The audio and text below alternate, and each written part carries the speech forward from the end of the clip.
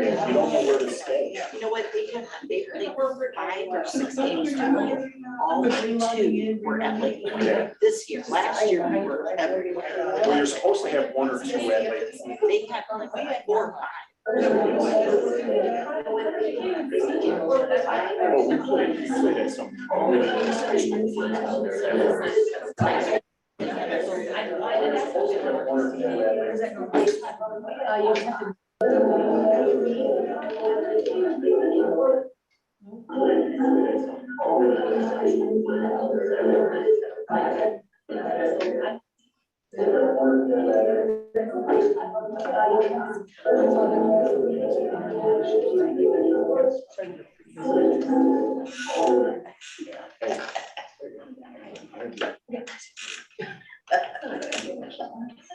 Okay.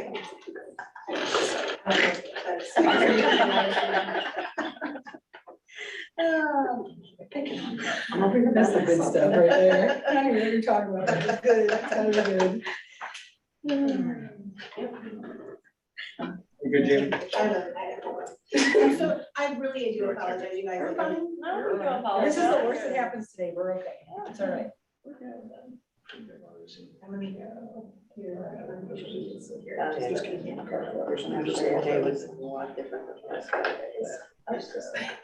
Check and see if Adam can hear you. That's what I'm making sure. Oh. Yeah, he says yes. Yep, he can hear us. Give us thumbs We're up. good. Everybody can hear? Yep. Okay, Okay. I'm just making sure. Okay. Well, good evening, everyone. It's a massive crowd tonight. Thank you for all who have come. It is 7:03, so we will have our June 28th, 2023 regular meeting to order. If you would stand with me and say the pledge of allegiance. I pledge allegiance To the flag of the United States of America and to the republic for which it stands, one nation, under God, indivisible, with liberty and justice for all. All right. This started, our first thing is item 2.01, high school strategic plan update. Dr. Ryan Lee.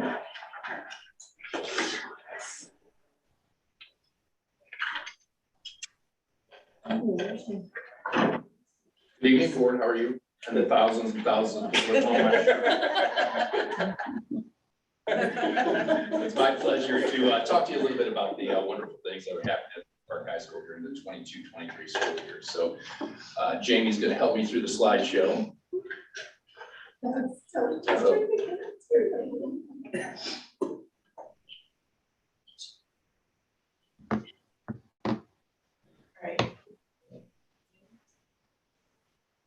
So you'll hear me talk about 3 areas tonight: students, our staff, as well as our community. And of course, you're going to probably hear me talk the most about our students.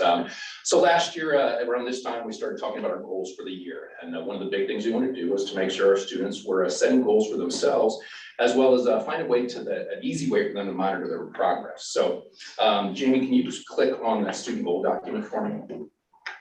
So last year, bi-weekly during advisory, our students were asked to make a overarching semester goal, and then bi-weekly chart their grades. So they would go into campus and put their current grades, missing assignments, anything they needed, and have some action steps underneath every bi-weekly check-in. And then our advisory teachers would have quick conversations with each individual student, try to help them keep track of their goals. So this is just this is for Mr. Woods, one of his students in his advisory class. You can see he won this student, I'm not sure it's he or she, he didn't tell me who it was. They wanted to finish the semester with all A's. So their action steps, the overarching action steps were to not procrastinate, to get work done in the class advisory and study for big tests. So you can kind of see then that they charted their grades throughout the semester. I'm not sure if they finished successful or not, but again, it was a way for our students to really take control maybe of their personal goals and to then find an easy way to monitor it. And it works so well with a lot of our students that we're going to continue that process into the 23-24 school year. So again, then back to the slide, Jamie, we also continue to build, we want our students, of course, to be respectful of one another. So I am happy to report that our students reported an increase on that being respectful of each other on our student engagement survey was something that increased this year. And again, we have some different ways and different ideas to continue to build that goal into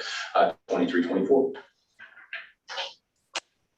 Of course, we want to talk about what happens to them then after high school. So we want to talk about college, career, and success.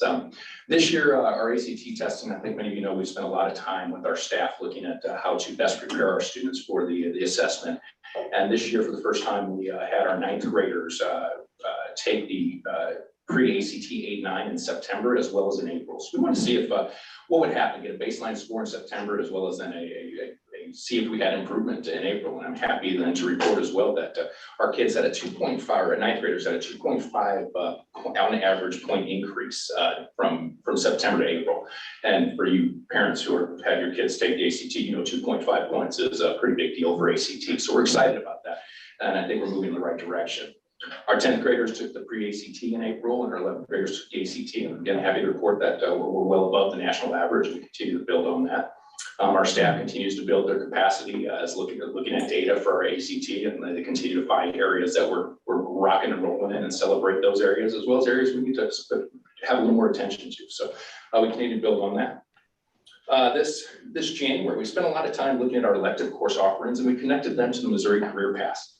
As you guys know, we want to make sure that our students are career ready when they leave. So based on a student interest survey, we kind of made sure that we were talking to and communicating to our students what kind of electives they should take if they have an interest in this area, in this career area.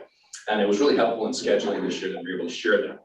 We've also, we're spending a lot of time looking at areas of employment and around the region as well as the country.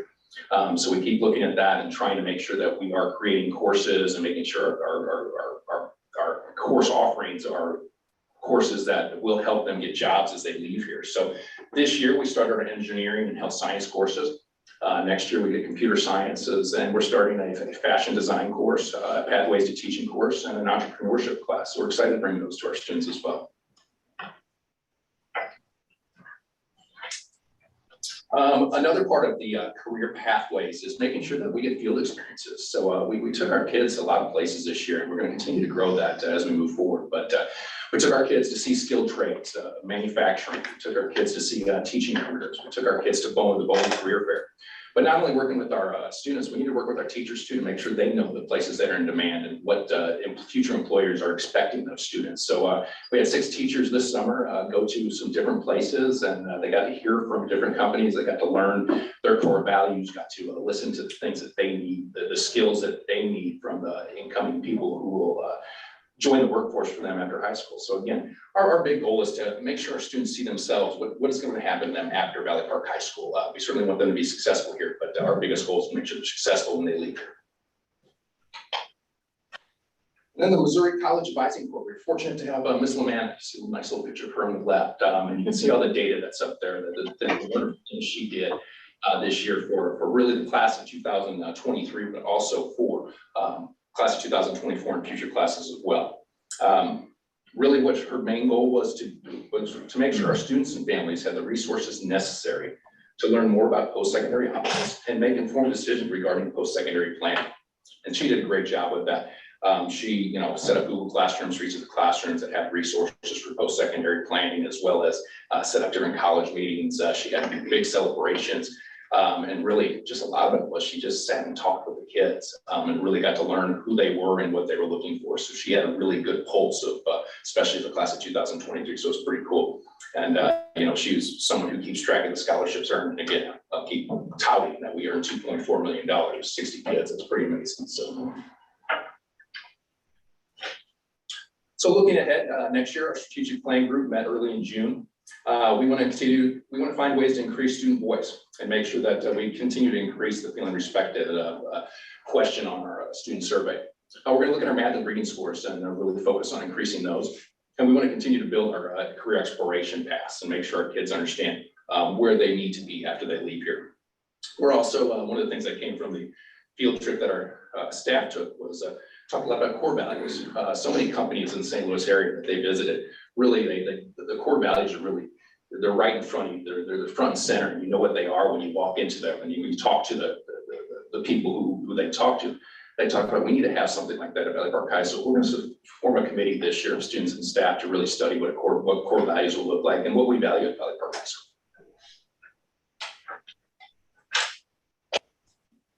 staff.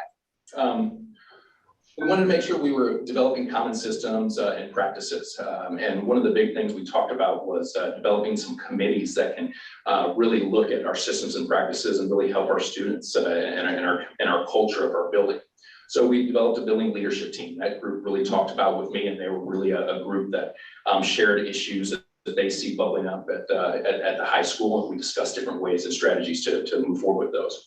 Of course, our professional development committee continues to build professional development activities, and then we had a student success committee that you guys got to see. One of their big goals was they did the VIP awards, so we did that quarterly, but also they did some other things to help make sure that our students who are doing the right things are being publicized on announcements and those type of things. So those committees met monthly. They had their own agendas, shared their agendas with the entire staff, and created action plans to move forward with their kids. We also spent some time developing collaborative problem solving time in each of our monthly staff meetings. So about 15 to 20 minutes were devoted to time where if a staff member or anyone had any issues or concerns, we would discuss it. Sometimes we did have a lot of meaningful discussions. Sometimes there wasn't anything to talk about. So it's kind of one of those things where, but the time was there for our staff if they had an issue to bring to our staff meetings. We continue to try to improve our timely feedback. So we scheduled I scheduled our formal observations and dropped in observations. Feedback was provided immediately after each of those observations. We had first and second quarter check-ins with every staff member to make sure to just kind of see how they're doing, check the pulse of each teacher. And our strategic plan talked about next year, looking at finding different ways to increase recognition of our staff, increase opportunities for feedback, not just from me, but from others, increase the culture of success around school, and our cores will have professional learning communities over time to make sure we're using that effectively. And then continue to strengthen our relationship with our families. I'm not sure if we have some families who have students here. The students were requested to share access to that goal document that you saw earlier this evening. I hope they did. If they didn't, that was one of the assignments in our advisory classes that the students were to share that with their parents and guardians. At our staff meetings, we had each teacher write 3 positive postcards that were sent to each student's house. So minimally, every student got one, I'm happy to report, but most students got 2 or 3 or 4 even in some cases. So, and we'll continue with the Dr. Looney quarterly parent meetings this year as well. Looking ahead, based on some feedback that I had, I'm going to do more short weekly updates rather than my monthly DPHS update. Kind of pick 3 to 5, maybe the most important things that are happening, and kind of send something out on Friday afternoons to kind of just give the parents maybe a quicker update of what's happening. I know there's a lot in the DPHS update. And we don't want to lose that. So kind of our departments talked a little bit about at our strategic plan meeting that they'd like to create a platform where we can share like departmental achievements and things that are going on in the classroom at the end of the month. So again, kind of hopefully being able to hit the short and quicker communications as well as still giving a kind of a big recap of the month from our departments. That's all I got for you. What kind of questions you have for me?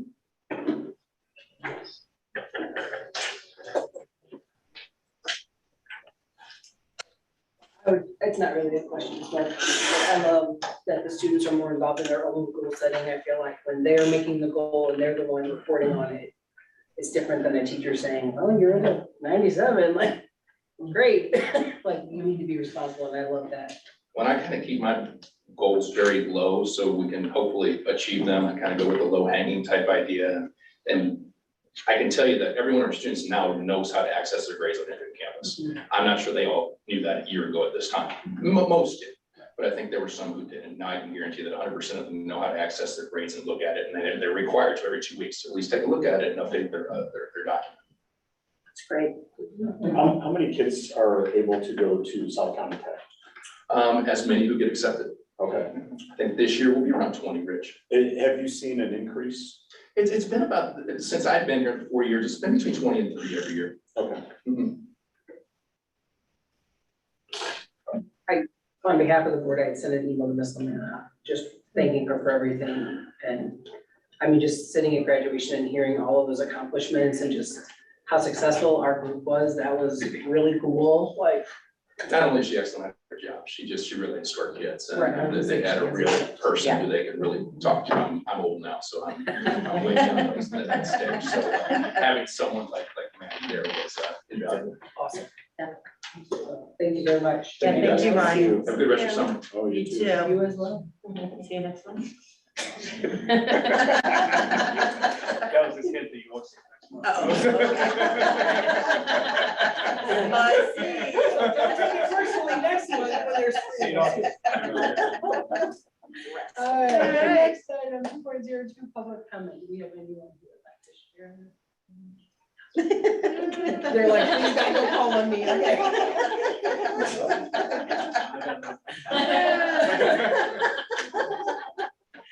All right, on to the next, 2.01, approval of the agenda. I will make a motion. May I have a second? Second. All right, all in favor signify by saying aye. Aye. All right, on to consent items.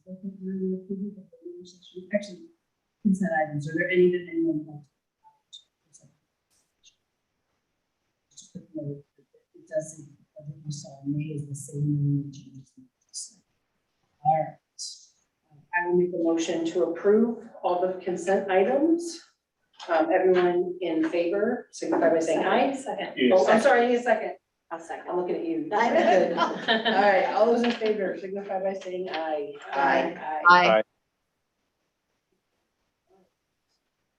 And just for the people at home, just to mention it, if you have the time and are so moved, the policy BDDH for public comment has been updated with the changes that we had all talked about, and adjust some things, so I highly recommend taking a look so that you know what's going on, and the avenues to get your voice heard. Action items, 5.01, approval of the K-12 science curriculum adoption, Dr. Reed Krzyzewski. Okay, it's Team Megan's. Team Megan's. So you get I both used of to put us. both of them in, so I'm gonna say Team Megan's. I feel, I'm sorry, I don't mean to leave you out. So we are so excited to be here tonight because this is our first opportunity to bring you a K-12 revised curriculum in the area of science. We have two of our amazing science teachers who worked incredibly hard on the curriculum here tonight. Jerry Roberts and Gloria McDonald are here during the summer. This is how into this curriculum they are. They're looking at us like you owe us big time. But we had 9 teachers who were part of our science curriculum writing team. They spent the past 2.5 years working on curriculum. And so we're gonna share with you a little bit about that curriculum tonight. We know you got to already see it, but we just wanted to kind of explain a few things about the curriculum. Megan's gonna begin. All right. So if you take a notice, those are some pictures of our students throughout the year. I actually think one of those pictures is from Jerry's class and one is from Gloria's class, interestingly enough. There's also a picture of one of our curriculum team members on there. So again, just kind of showcasing that we did hands-on learning all over the place, right? So in the classroom, and that's been occurring here for a long time. And now our curriculum documents actually reflect what our teachers have been doing already. And then along the way, we also got to do a lot of learning and a lot of talking and a lot of like norming what does that look like for Valley Park? What does that sound like for Valley Park? So the whole experience hopefully was mostly good, a little stressful at times, but it was awesome. And so like the picture on the left, you can see that that's student data. And like, right, every student had a Post-it. So again, every kid engaging in their learning experience. And feeling safe to engage and feeling safe to put their information out there, which is the kind of classroom that we hope to create. And we hope that our documents always support that type of learning. With our new adoption, so Missouri's learning standards are closely aligned with the new NGSS, which are the national learning standards. And so with those, you will see a lot of verbiage shifting in terms of making science a more hands-on experience. And so again, our curriculum documents are now written to ensure that it's really not just a sit and get, right? There's a time and a place for that type of learning, but it's not every day for our students. And so again, our teachers have been doing the correct way for quite some time, but now our document reflects and kind of matches what they're doing. And like Ryan said, it's helped us kind of figure out like, where do we feel like we need a little more support? Where do we feel like we need a little more work? Where did we feel like we needed a quality resource to help us out? And so this is just kind of that old way of teaching and learning science is kind of pre-NGSS. And really kind of, those are like nationwide. That's kind of what was going on in the science classroom over the last probably 20 to 30 years.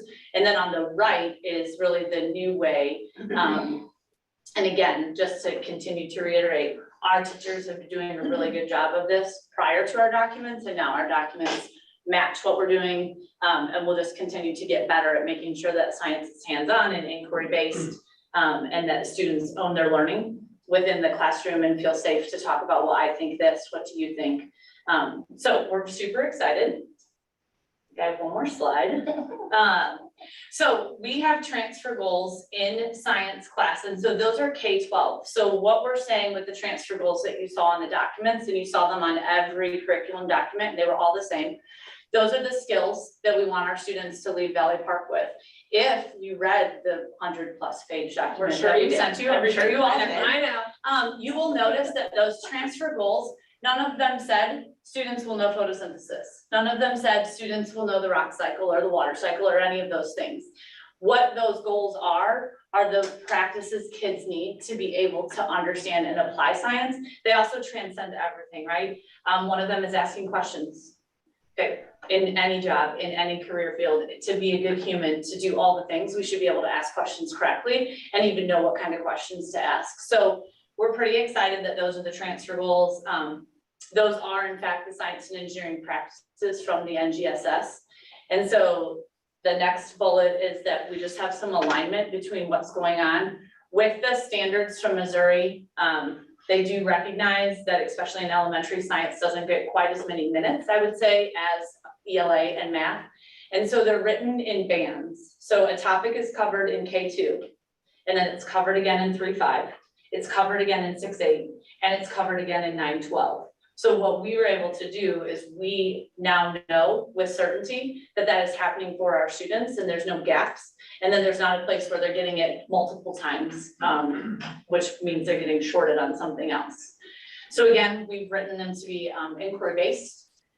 And we've also made sure that our resources will support that type of learning environment. Also in the document, you saw academic vocabulary. So we know that academic vocabulary is very important for our students. Again, we wanted to norm and make sure that we're kind of hitting all the vocabulary within that K-12 span. And, you know, is the word being taught at the right time? Is the expectation that all students should master it? And that's where the word is in the vocabulary. So even though they might hear it in 2nd grade, but we understand they might not fully know it, it might be 4th grade where it's listed because that's the expectation that they can use that in an explanation, or if the teacher says it, they'll understand what they're talking about. And then I've already mentioned we have science resources for everybody, and we're super excited about those. So K-12 is getting new science. Middle school actually already got their resources last year, so they've been kind of dabbling in that as they finished writing their curriculum. So that's all the really good stuff, because that's what you're actually seeing tonight. But we did want to just remind you of what our development process looks like. We're not going to click on any of these links, but just a reminder, we've created a 6-year curriculum cycle. So our strategic plan has a commitment that all core curriculum will be revised and implemented by 2026. So that's lofty, and we're doing it. So that's the 6-year cycle supports that. It's a curriculum cycle. So you always want to be relooking at your curriculum. Most districts do 6 or 7 years, just kind of depending on the budget, to make sure you're up to date on the best practices, and also that you're getting the most current resources in the hands of teachers. So that cycle is based not only on what's best for instruction and best practices, but also budgetary wise, what can be afforded when. So that cycle is where we are right now, which is why you're seeing science this year. Next year, you're going to see a little bit more than just one area. We'll be bringing you a few areas to accept and review. And then we also have a development process. So within the 6-year cycle, we spend 4 years with the curriculum team in a typical world. So I've only been here 2 years, Megan's only been here 1 year, which is why we only did this process in 2 years. But a typical process is actually 4 years. The first year is spent totally focused on just research and learning. One of the things we want to make sure we give teachers the opportunity to do is get out of their classroom and see practices and tell us what they want to learn more about, so that when we start writing curriculum, we're up to date with where we want to go with our best practices. So we spend a whole year learning. The second year is mostly writing. That's when we're really developing the documents you're going to see here tonight. In a typical year, the third year, they combine quite a few years. In the third year, we're looking at resources. So we're looking at what's going to meet the needs of our curriculum. So we've written our curriculum. Now we want to know what resources are out there, whether that's a textbook, supplies, anything that would be a resource in the classroom is something we would consider. Dishwashers, we did that this year, a dishwasher in science. So lots of different things are considered a resource for curriculum. And then we're also writing assessments that year. So we're trying to finalize how we're going to make sure our students understand the curriculum we wrote. And then year 4 is actually that implementation year. So that's what the process looks like. And then we also have a teaching and learning curriculum advisory committee, which Ms. Bellchamber is on, as well as Mr. Watson is on, as well as teachers. This year was all of our science departments were represented, since science curriculum was what we knew we'd be bringing to the advisory committee. And then the advisory committee actually gets the curriculum a few months before the board receives it, and they give us feedback and advise us on anything that we want to revise before we bring it to you. So we follow that same process for every curriculum, K-12, every area, whether it's core, elective, all of them follow the same process. So just a reminder of what the process is.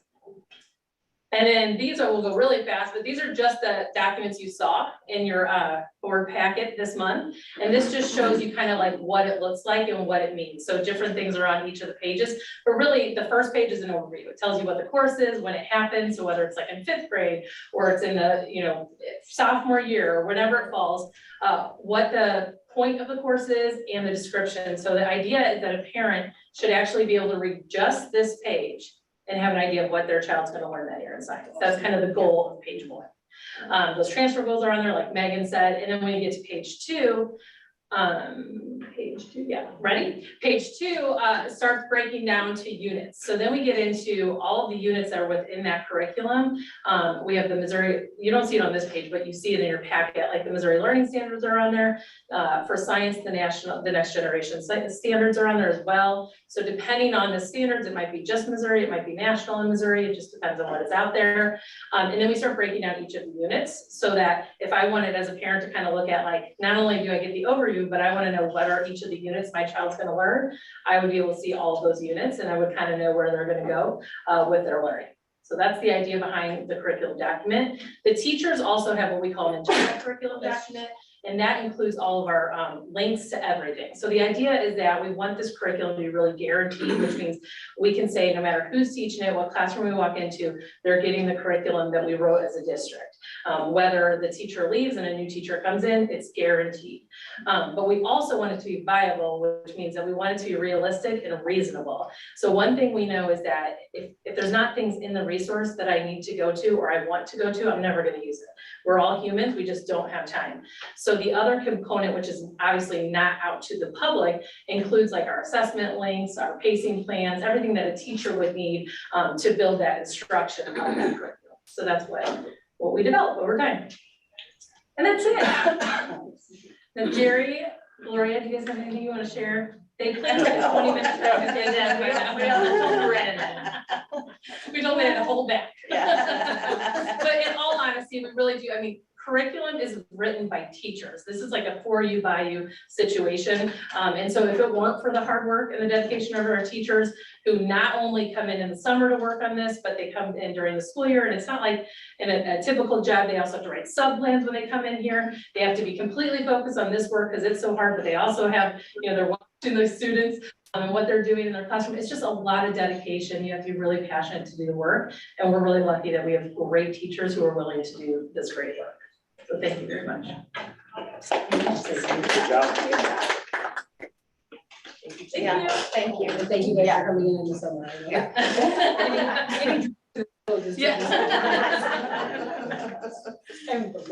And we also told them they can leave now. Yeah. So it's good. Thank you, ladies. Bye, guys. Enjoy your summer. Yep. Oh. I will make a motion to approve that K-12 science curriculum. May I have a second? I'll second that. All right. All in favor, signify by saying aye. Aye.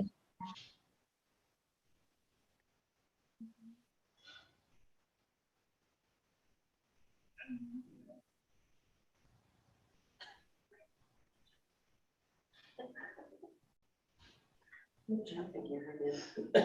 You might be deaf, might be louder by you.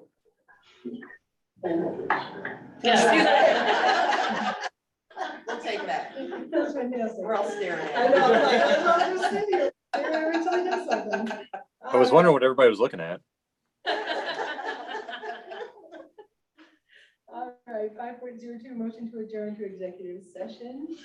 I'll make a motion. May I have a second? Second, all right, we'll call it out. I will start with you, Phyllis. Aye. Aye. I'm an aye as well. Faye? Aye. Adam? Aye. Thank you. We are adjourned. Thank you all for coming tonight.